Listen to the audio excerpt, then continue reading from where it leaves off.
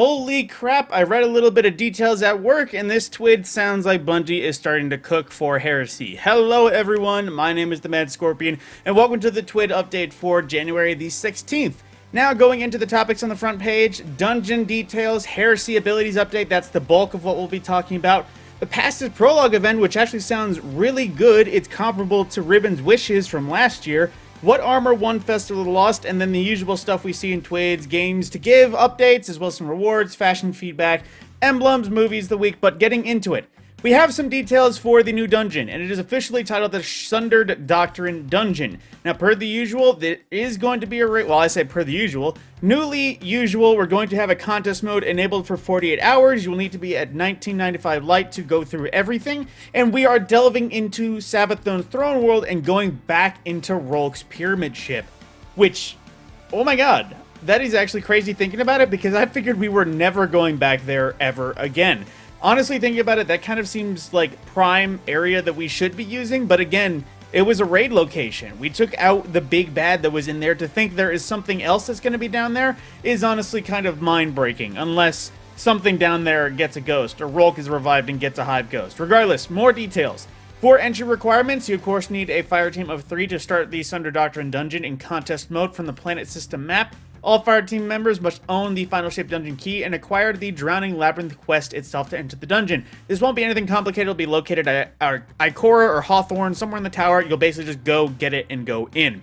You complete officially on the once the final encounter is complete, the fire team must loot the final chest, or their finish may not be recorded. The team's official finish for number 1 will be recorded when they loot the chest. At least one fire team member of the fire team must have completed and received loot from every encounter. So you can have 2 people random back and forth change out roles, but you have to have at least one person stay and go through the entire thing. For full details, there is of course the official rule details. Now, otherwise, it is like last time where the first 48 hours will be contest mode, and if you want to run and get some of the exclusive rewards, as well as the Dungeon Exotic drop, a guaranteed drop during contest mode, you can, but if you don't feel like running on contest mode, just want to run the dungeon like normal, you can of course wait until the World's First has officially been done, and at that point, the regular dungeon will unlock, and it'll be a bit more of a casual experience for going through this new dungeon. If you want to follow the race, there will be a few various people that will be, I guess, streaming it. Oddly enough, I think Bungie forgot that TikTok was going to be banned, so they're going to be streaming to TikTok on the 21st, even though I think it's banned on the 20th, or something like that. Regardless, Twitch at the Evan F channel, YouTube at the CB Gray channel, and also TikTok for the CB Gray channel, if it somehow is still going. The emblem that's going to be up for sale, up for grabs, is going to be this one, the Trigonic Amber emblem, which, hell, you might be finding a hive guy, or a hive worm, who knows. But at the same time, that is the bulk of the contest mode. Now, the important things. The abilities change. We're getting a new arc verb. If you don't know, verb is like Scorch, Ignition, Jolt, Suppression, that basic details regarding abilities in Destiny. And we're getting the new one of Bolt Charge. They are 3 new aspects in addition to this, as well as an ability pass that is basically going into adding Bolt Charge. So at the top, they basically described it as Ignitions, but electric. Now, let's see if I could see it. Bolt Charge is a positive stacking buff that you can build up for yourself over time. Once you reach max charge, your next ability attack will unleash a devastating bolt of arc lightning. When you have 1 or more stacks from any source, aspects, fragments, weapon perks, etc., dealing damage with any weapon increases your Bolt Charge stack count. Each time a stack is gained, you gain a chunk of melee energy as well. At 10 stacks, your Bolt Charge is ready, and any ability damage, arc or otherwise, summons that lightning bolt, dealing roughly the same amount of damage as a solar ignition with a smaller area of effect. Different from ignition though, the bolt charge is tuned to have a more consistent and predictable uptime. Similar to the addition of Frost Armor to Stasis with the release of Final Shape, we have woven bolt charge into arc and prismatic suites to allow those subclasses to access this new keyword. The new arc aspects for Striker Titan and Stormcolor Walk also feature a bolt charge. Please refer to the balance pass for more details. Now, that is the decent details, but then we get on to the new aspects. The first of all they talk about is On the Prowl, making it so that when you enter invisibility, you mark nearby enemies as a priority target. Defeating this enemy, which does not this does not enable players to see marked targets through the walls in Crucible, as a note, but defeating said priority marked target creates a weakening cloud of smoke that makes you and your allies invisible when passing through it, and when priority targets are defeated, you and nearby allies gain increased weapon reload speed and stability for short rotation, granting grenade, melee, and class ability energy. Basically, this will be temporary. Well, actually, no, this won't be loud because I'm not recording the audio. But essentially, you have contagious smoke. Somebody defeats the priority target, you make smoke, you go through it, you get a ability regen update. As well, in case you have a team that benefits from void and volatile rounds, you can, of course, bounce up on that. Now, the next one is going to be Storm's Keep for the Titans. It's going to be like Touch of Thunder a little bit. What it does, cast your class ability to grant you a moderate buff of bolt charge stacks to you and nearby allies. While behind your barricade, your allies gain stacks of bolt charge over time, and any weapon damage will also discharge max stats of bolt charge. Already, just what I can see from this preview, this Actium War Rig, as well as a Rally Barricade and Thunderlord, is probably going to do massive damage, depending on how quickly you can get bolt charge back up to the top. So it's looking really freaking solid there as an idea. Then next is the Ionic Sentry. We have another Arc buddy, as we refer to it, basically alternate Arc Soul in the form of Bleak Watchers. Defeating targets with arc abilities or weapons will charge up the Ionic Sentry. Activating Grenade will deploy a powerful arc turret which blinds on impact and sends out bolts of lightning that chain to nearby enemies and grant stacks of bolt charge when it defeats enemies. And we can see more of it right here, of course. Which, honestly, a new Bleak Watcher sounds like an amazing thing right now, especially for the PvE side of things, and an absolute pain for the Crucible side. Now, that is pretty much all of the aspects, or is that the word? Aspects? Yes. That is all the aspects that are adding. 3, 2 Arc ones, 1 Void one, which they honestly sound great for builds overall. They all sound like good options. None of them sound like they're going to exactly be terrible. The only issue is going to be choosing between the great ones to pair with it. Now, there is a lot of balance changing here. That they are basically, a lot of these are making way or adding new words or benefits to various abilities that grant you bolt charge, because when they add these new things, they have to rework a little bit. That was kind of the big part of Arc 3.0, any of the 3.0 subclasses. So, starting off with the Hunters on Arc Strider, the Tempest Strike now has the additional effect of killing any jolted target grants a stack of bolt charge, increasing the damage against PvE combatants by 57% in addition. Disorienting Blow will now grant a moderate amount of bolt charge stacks when dealing damage with said disorienting blow, and it now deals significant damage in an area around the target hit instead of just single target damage. Increases the blind area of effect from 6 meters to 9.6 meters. And as well, Arc Staff Reflecting Attack will grant bolt charge. Ascension increased fragment slots to 3 slots total on Arc, and Ascension was already granting 3 fragments on Prismatic. That's kind of what they mentioned. Activating Arsenic, I almost said. Activating Ascension will activate the effects from the following abilities: Gambler's Dodge, Marksman's Dodge, Empowering Dodge, and Threaded Spectre. Note, we don't plan to make Ascension activate every Hunter class ability, but we may add more interactions in the future. So I guess if you use Ascension while having any of those abilities equipped, the effects do happen, you just don't see it outright like normal.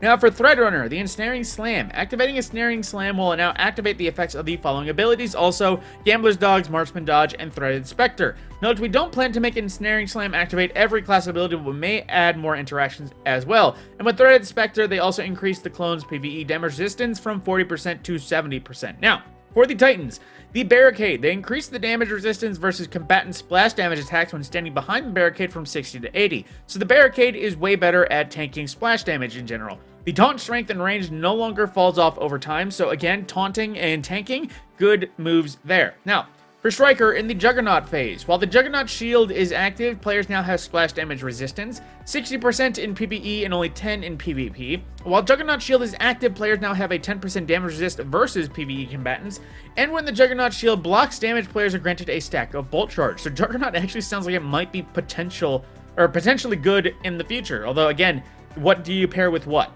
Then the Ballistic Slam, the long-forgotten code of the missile melee. Sprint time requirement before activation is significantly reduced. Damage now scales based on distance traveled. As well, damage against PvE combatants is increased in total by 30%, and each enemy damaged by Ballistic Slam grants a stack of bolt charge, up to the max of 10 stacks if you manage to hit 10 targets in a single activation. Now more for Unbreakable, adding more and more benefits to this freaking awesome ability in my eyes.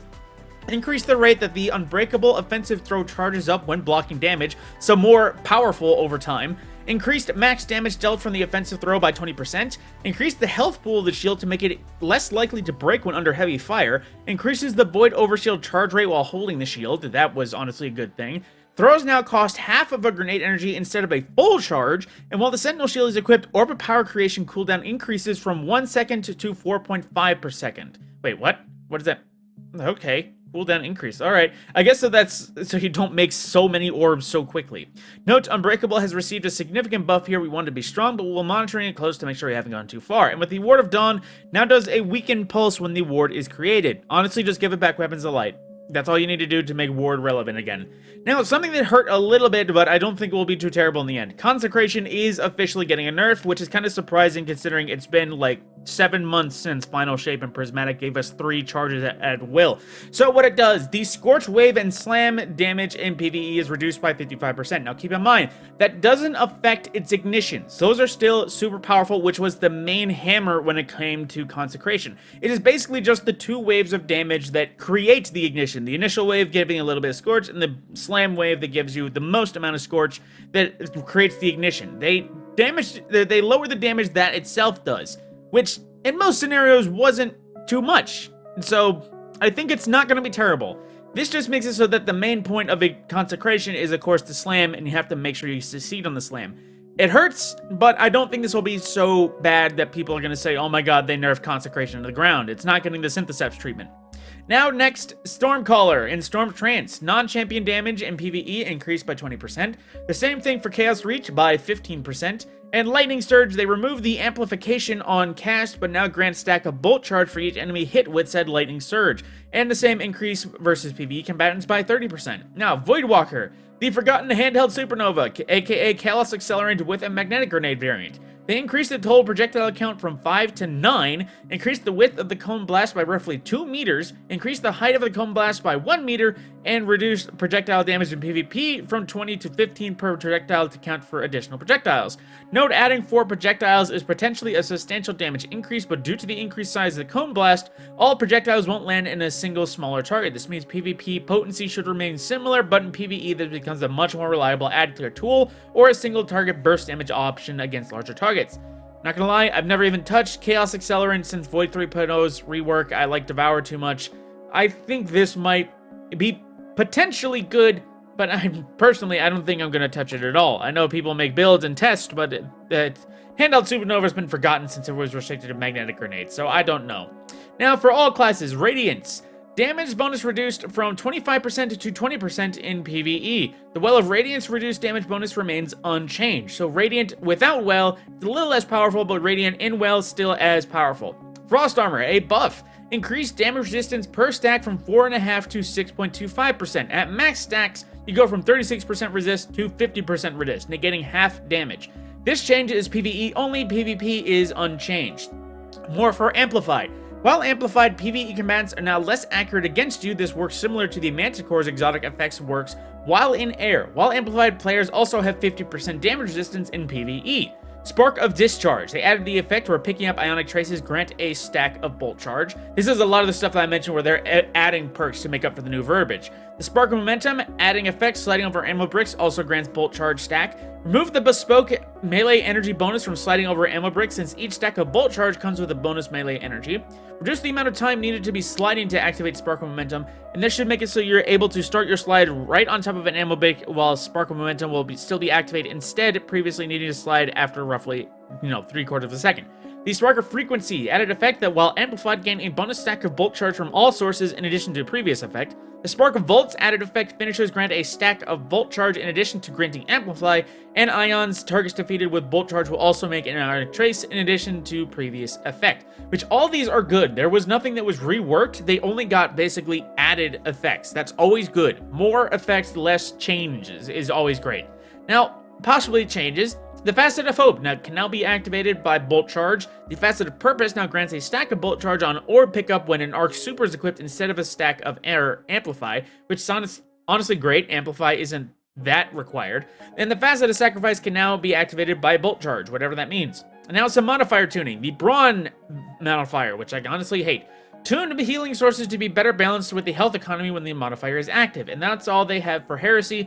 Looking forward to jumping in the game with you. So this is all sounding pretty great for ability tuning and as well expansion and additions, as well as you know, additions to Prismatic sound great because that is not just Arc. A lot of Frost Armor was mostly Stasis, barely touching Prismatic. This actually sounds like it's going to fit kind of well into Prismatic, which that was something that I was hoping for when it came to Prismatic. It wasn't going to be, hey, you have a magical new subclass, but we're not going to do anything more with it. That's just going to be exactly how it is, slightly nerfing and buffing it as time goes by.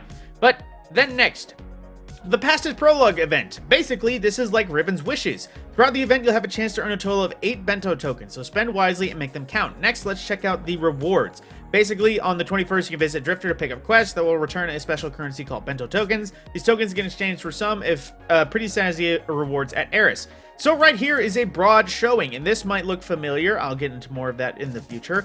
But some of the currency you can earn: alloys, shards, ciphers, and spoils of conquest. 1-for-1 trade, but you'll get 2 alloys, 2 shards, 1 cipher, and 25 spoils, up to a max of 3 rewards from that. Now, some mementos. If you're interested in the Gambit, Vanguard, Iron Banner, Festival of the Lost, Dawning, Guardian Games, or Solstice mementos, you can trade them 1-for-1 per token in case you wanted any of those. Although I think that's a waste considering what's going to be next. Now, for weapons and armor, yes, you heard that right. You can get Cloud Strike for 3 bento tokens, the Cataphract GO3 for 1 token, which is a fixed roll of Envious Assassin and Bait and Switch, which is pretty much the god roll of that grenade launcher. Igneous Hammer in a very similar scenario for PvP, Fragile Focus Precision Instrument, seeming like a god roll. Horror's Least Adept, which I don't even think is available right now. Picking up Perpetual Motion and Kill Clip, another fixed roll. Riptide with Compulsive Reloader and Chill Clip, in case you want to use that on the worst option for Chill Clip. Then if you want Artifice Armor, you can trade 2 tokens for guaranteed high stat rolls for every single class. They don't mention what piece of armor individually or anything, but there is options to go for in case you're just have no need for anything else and just want more armor. Now next, Chatterwhite. To make this event sweeter, once you have turned in 5 bento tokens, you'll gain access to the infamous Chatterwhite shader, which is what was shown there, a classic one from Destiny 1.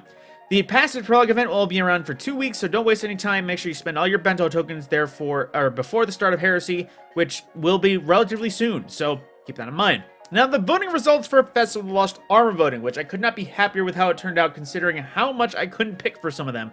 The Titans get the Jason Voorhees Slasher, which I am more than happy seeing because it looks like it's going to be super awesome.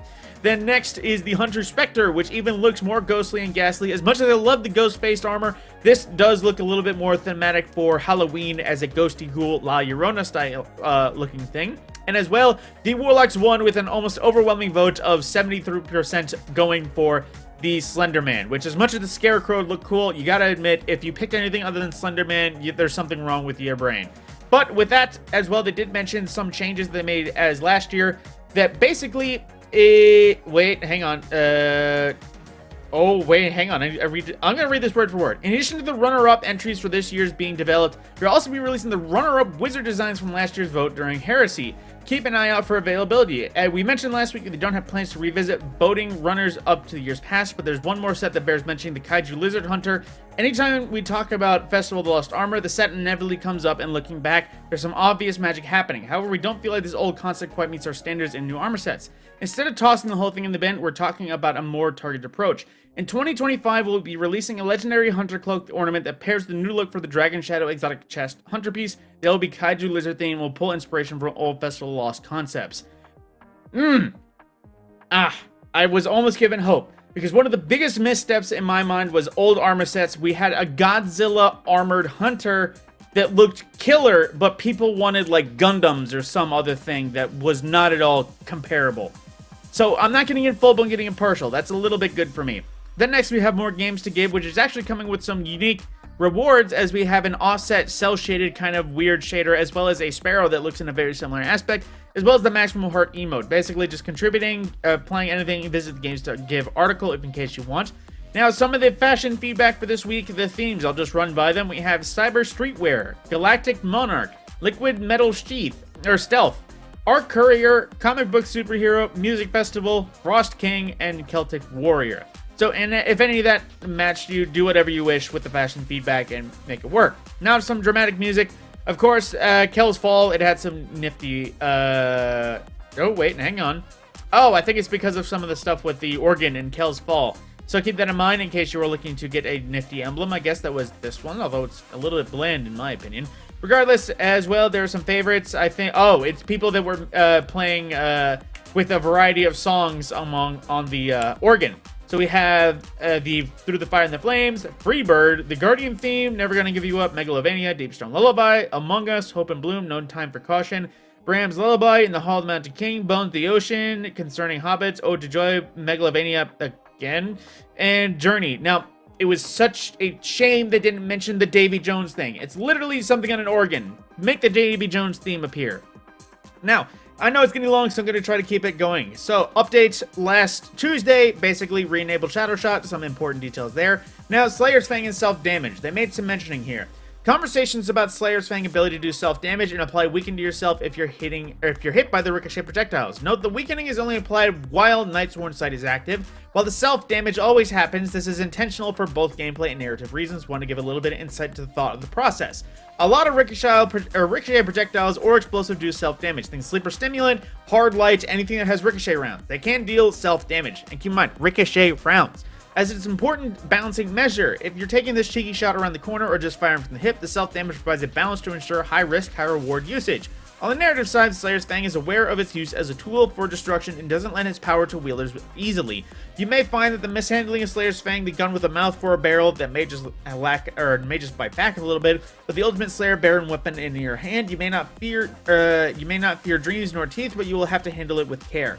So appropriate for design and narrative goals, Slayer's Fang does a little bit damage plus a short weaken instead of outright killing the player. As always, happy to see feedback. Basically, if it deals self-damage, if it deals weaken, that's how it's supposed to be, according to Bungie. People may complain, but again, it is ricocheting tracer rounds. It's no different from Sleeper Stimulant and Hard Light, and I don't see anyone complaining that those can, murk you. Now, some known issues. Kel's Fall. Only one player in a fire team receives credit for destroying illusionary anchors. And during the boss fight, sometimes the portal back to the Revenant Plane doesn't open when multi-phasing the boss, leading to soft lock. And as well, the 4 exotic catalyst quest for Slayer's Fang requires people to defeat enemies with the tonic, but it does not count in is only counting in Revenant activities. The Kel's Fall exotic mission, the Fireteam Finder, does not display the different weeks of the mission. The Scorgan Melody's Triumph doesn't track all melodies. Slayer's Fang stuns Overload champions as intended, but does not prevent them in healing, which is unintended. Some major fieldwork dialogues incorrectly being used at the end of some missions. The requirement for the seasonal quest Reborn are too high. Vesper's Host, sometimes the final boss doesn't spawn and players are forced to wipe for an encounter to start. That's not a terrible issue unless it's for Flawless. And some players cannot complete Step 7 of the Rogue Network quest as they cannot interact with or open the second secret chest. Vesper's Host players were unable to complete, and Step 6 may have already completed the puzzle, just need to claim the collectible. And lastly, with Vesper's Host, players cannot dunk the nuclear core in the bunker if the corrupted puppeteer's white mechanic starts when the core drops. Interesting. Now, with that, we have Echo that shows her, Aramis in the Echo, a little bit of story, spoilers, and art, and a variety of movies of the week. But with that, that is the end of This Week in Destiny. There was a lot to talk about, but I hope I made it quick, clear, concise, and at least gave a quick breakdown over what a lot of these meant. If you enjoyed, a like, comment, subscription, whatever you wish. Interaction with the channel or just saying hey to me in the comments is much appreciated. My name is TheMadScorpyon, and I will see you in the next video.